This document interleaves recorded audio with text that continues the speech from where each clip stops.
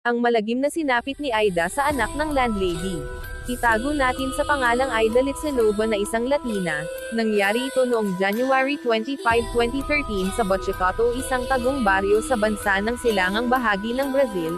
Si Aida ay isang 17 taong gulang na kumuha ng kursong nurse at nasa second year college sa University of Sao Paulo, Brazil, at siya ay nagbo-boarding house sa kadahilan ng malayo ang kanilang bahay sa paaralan, 12 kilometro ang layo dahil ang kolehiyo ay nasa syudad at walang magandang transportasyon. Nangyari ang malagim na karanasan niya sa sariling pahingahan na kanyang inuupahan. Isang gabi ng taong 2013 pasado alas 3 ng hapon ay umuwi na si Aida para magpahinga dahil sa kapaboran ay hindi niya namalayan ay hindi niya nailak ang pinto. Dahil sa sarap ng kanyang tulog ay may pumasok na 3 lalaki na kung saan ay pinagsamantalahan siya.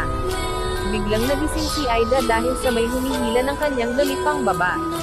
Hindi niya inakala na ang anak ng may-ari ng bahay at ang kanyang mga kaibigan ang gagawa nito sa kanya. Si Aida ay nakaranas ng matinding pagdurugo na kung saan ay isinugod siya sa ospital.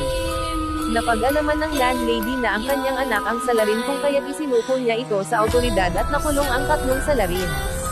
Dahil sa malagim na pangyayari si Aida ay nasaron ng isip dahil sa pangyayari.